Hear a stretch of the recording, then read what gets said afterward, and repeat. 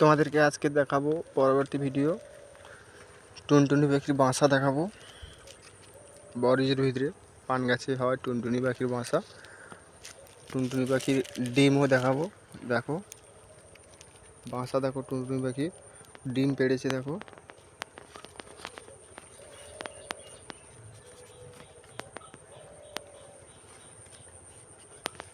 ভালো করে দেখাচ্ছি তোমাদেরকে।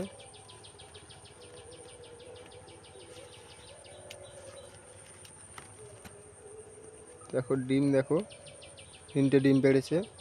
খুব সুন্দরই বাসা করে। দেখো ও আমার চ্যানেলটা সাবস্ক্রাইব করে দেবে, আরও তোমাদেরকে নতুন নতুন ভিডিও দেখাবো।